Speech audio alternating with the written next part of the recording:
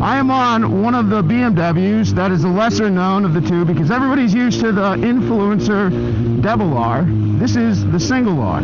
So a lot of people wonder why get the single R over the double R.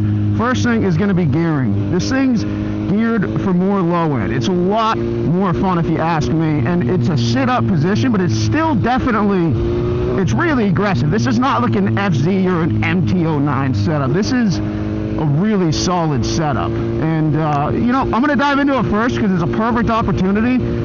It's just before a snowstorm, and I'm taking this thing to go to the dealer real quick. But I got a warning light, and I got a message on the screen. And what I'm going to show you here is one of my favorite things about this bike is how it's like a Tron bike, you know. And so I have a tire pressure thing going off right now because we're all over the place. It's 60 degrees, it's 30 degrees. Right now it's 40. And I'll go down and show you that. So it has this amazing toggle screen. You go wherever you want with this wheel and everything. So right now it's reading 34.4 PSI.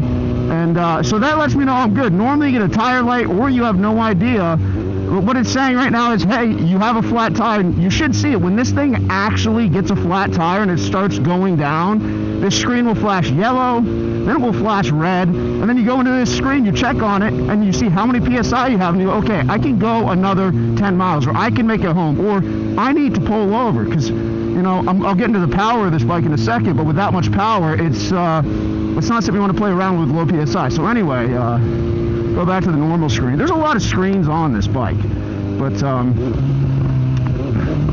that's not the whole point of this video, because the whole point of this video is for you to find out if you want to buy a single R. And I'm going to tell you, straight up, out of the gate, before I even talk about anything else, I want to say, this is way better than the double R. It really, really is. For an actual functional standpoint, I mean, I'll be honest, I'm not doing over 100 miles an hour too often. Most guys maybe are doing 100 and 110, 120 mile an hour pulls.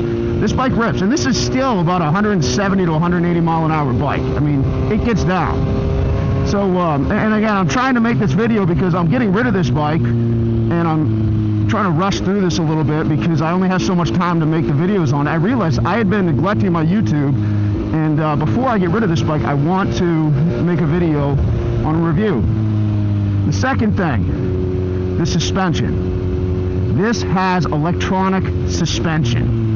It's called dynamic, and it is amazing. Like, I can't express enough how nice it is to have the dynamic suspension on this bike. You can adjust it for passengers and all that, which I do all the time whenever there's a girl on the back, and it works flawlessly. Because I've had other bikes where you didn't have that on-the-fly adjustment when you threw a chick on the back, and it threw the whole bike off. So this does that automatically. That's huge. And the biggest seller on this bike, one of the biggest sellers that I'm going to say that drew me to a BMW, because I was a Yamaha guy. I looked at all these other brands, and the one thing that drew me to this bike is when I looked at the numbers of all the bikes, the horsepower, the torque, and the weight of the bike. I tried to put up a third finger, but these gloves are webbed. And this bike weighs, right now in this configuration, just with a pipe on it to take that extra weight off, this bike weighs 415 pounds at 175 horsepower. It has a full Akrapovic exhaust, even though it's a crocodile. It's so cold out here right now compared to what it was. I can't even think. Anyway, full Acryl exhaust, we'll say that, and a stage 1 BT Moto 2. So with that, it dropped down to 415 pounds, 175 horse, which is crazy. And if you look at the numbers and you're like, oh, well, you know, it's not the 220 or 215, whatever that the double R has. No, it doesn't have the shift cam, but I am telling you, when you get on it with this bike, the traction control and the wheelie control never stop flashing. They just don't. And you think, okay, maybe it just doesn't have the balls. And then you turn it off. And this thing, just all it wants to do is just go after it. It's the amount of power that's in this bike is ridiculous. It's easy to look at numbers, you know, and say, oh, that's not a lot of power. But you also have to remember, they made this bike 415 pounds. And I do apologize for this not being a structured review, but I'm going to tell you, from a guy who's traveled around America on a supermoto and done loads of miles on this bike. This is kind of a famous bike, even though my YouTube doesn't have any followers, except for some really cool ones, which I do appreciate. This bike has been more famous on Instagram, and it's done a great job. But the other thing, heated grips. I can't go back. I cannot go back from the heated grips. Cruise control, flick it over, turn it on. You know, you go down, go up. It's a 1000. It's got loads of power to hold the gear. And what else? What else are we gonna do? The mirrors. I love the stock mirrors. I know everybody gets all weird and they rip their mirrors off, but then again, you're not gonna catch me at a stoplight getting smoked in the butt by some chick on her phone. Like, you're just not, because I have mirrors. I can get out of the way. So mirrors, awesome. Flat bars, awesome. The push button, keyless start, amazing. And I just love how naked this thing is. And the one major thing above all on this bike is it is just buttery smooth. Like, it does not get any smoother than this bike. If this bike was any smoother, I'd slip off the seat right now and fall on the road. It's that nice. But all I can say is, if you are going to go for a leader bike at this point,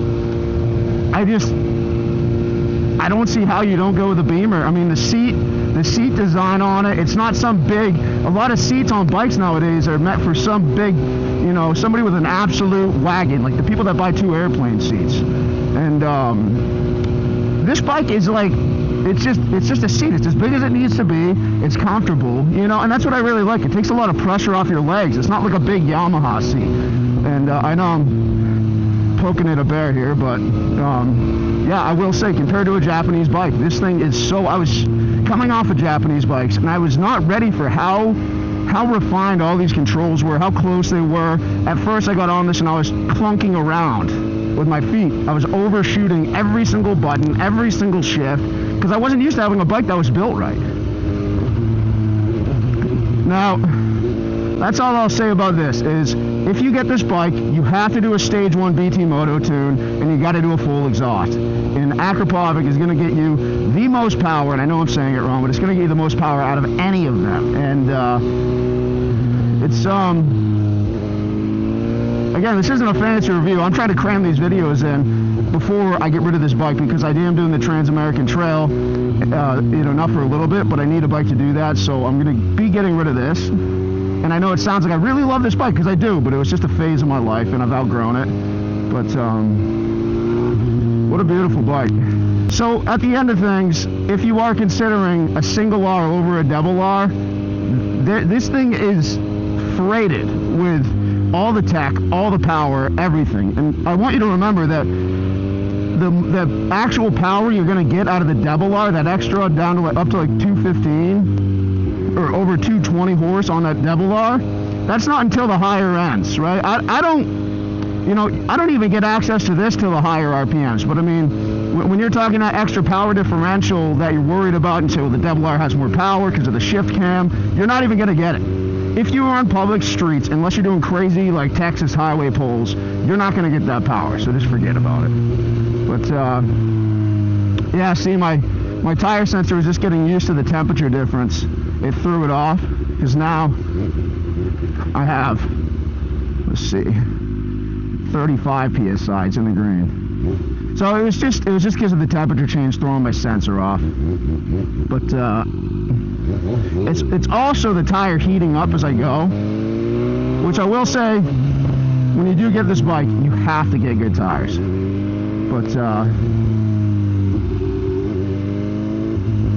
anyway, I hope that helped some of you guys decide if you want to buy this bike, because I will say, the one thing I can promise you about this one is, if you get this bike, you will have zero regrets. This is an absolutely beautiful machine, and hill stop, nobody told me about that. You know, it's just, what a cool thing to have. I mean, look at this. Hill stop. Squeeze the brake again, you're free. But it is a lot of power. I mean, it might look like it sits down below the double R, but it is a lot of power. I mean, this thing's a demon. Alright, well, thanks for all the support, guys. I really hope this video helps some of you out. I am going to be doing Trans-American Trail videos here coming up in a little while, at least getting ready for it, and I hope you enjoy that. But for right now, just going to get you guys this review.